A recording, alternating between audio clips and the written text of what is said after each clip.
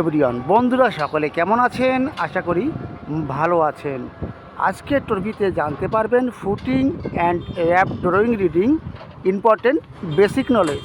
Footing এবং র্যাপ্টের drawing দেখে কি করে ওয়ার্কিং সাইডে কাজ করতে হয় সম্পূর্ণ নলেজটি পাবেন আজকের টপিকে।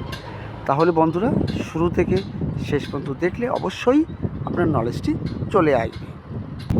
মোবাইল স্ক্রিনের উপরে যে ড্রয়িংটি দেখতে পাচ্ছেন এটি আপনার র্যাপ্ট এবং ফুটিংয়ের ড্রয়িং। এখানে কোনটি র্যাপ্ট আর কোনটি ফুটিং আপনি কি করে বুঝবেন? দেখুন, যেখানে দেখুন একটা ফাউন্ডেশনের উপরে একাধিক কলম আছে সেটা আপনার র্যাপ্ট। আর এখানে দেখুন একটি ফাউন্ডেশনের উপরে একটাই মাত্র কলম আছে সেটা আপনার ফুটিং। ক্লিয়ার? বুঝতে কোনো অসুবিধা নেই। এখানে ফুটিং এবং র্যাপ্টের মধ্যে পার্থক্য কোনটা দেখুন। র্যাপ্টের ক্ষেত্রে কিন্তু একটা ফাউন্ডেশন, এর ভিতরে দেখুন ব্ল্যাক ব্ল্যাক মার্কিং আছে, এগুলি কলম আছে, একাধিক কলম আছে, এগুলো কিন্তু র্যাপ্টের ক্ষেত্রেই শুধু একাধিক কলম থাকবে, একটা ফাউন্ডেশনে একাধিক কলম থাকবে। আবার দেখুন এখানে ফুটিংয়ের ক্ষেত্রে একটা ফুটিংয়ে একটা ফাউন্ডেশনে একটা মাত্র কলম আছে, অর্থাৎ এটি র্যাপ্ট, এটি ফুটিং। ক্লিয়ার? এটি আপনার ফুটিং এবং র্যাপ্টের প্ল্যান ড্রয়িং। এখানে দেখুন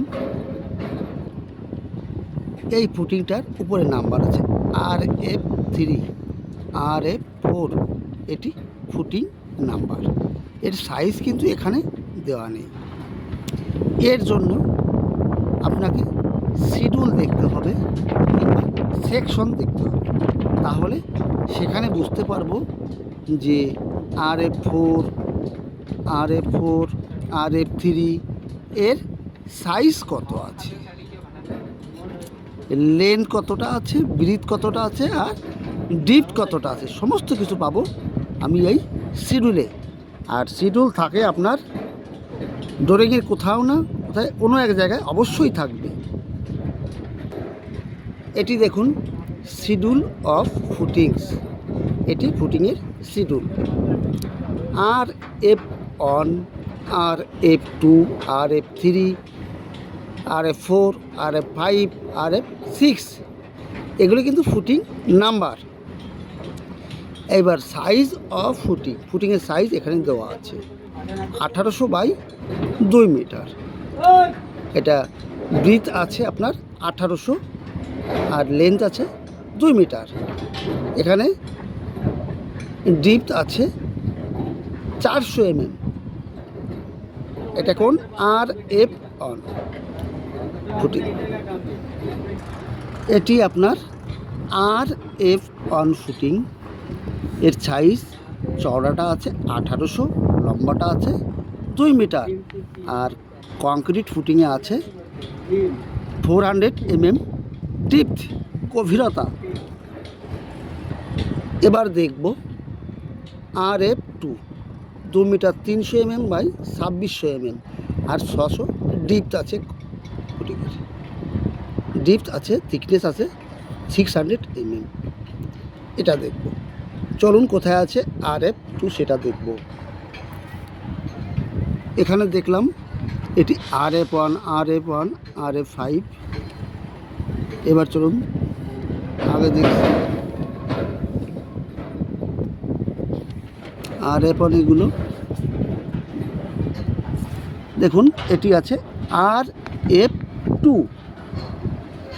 এটি আপনার RF2 ফুটিং। এর সাইজ আছে 2300 বাই 2600।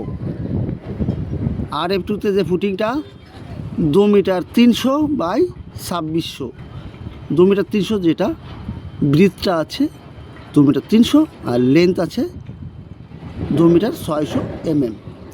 আর এর কংক্রিট থিকনেস আছে আপনার 600 mm কংক্রিট থিকনেস বা ভরাইটা আছে। এরপরে দেখুন ভিতরে যে ব্ল্যাক টাইপের মার্কিং আছে, এটি কলম RC অন কলম নাম্বার, এটা RC5 কলম নাম্বার, এটা RC5। যে স্কোয়ার টাইপের ব্ল্যাক টাইপের যে মার্কিংটা আছে এটা কলম প্রত্যেকটা। এগুলো এটা RC8 আছে, এটা 6 আছে, এটা 5 আছে, এটা RC5। এই কলমের সাইজ জানতে হলে আমাকে যেতে হবে কলম শিডিউলে, সেখানে থাকবে এর কলমের সাইজ। এটি আপনার শিডিউল অফ কলম RC1, এটা কলমের টপ লেভেল প্লাস 175 mm, কলম size 500 mm by 700 mm, 500 mm চওড়া আর লম্বাটা আছে 700 mm। এই কলমে আছে 16 মিলি রড, 14 নাম্বার আছে। ক্লিয়ার?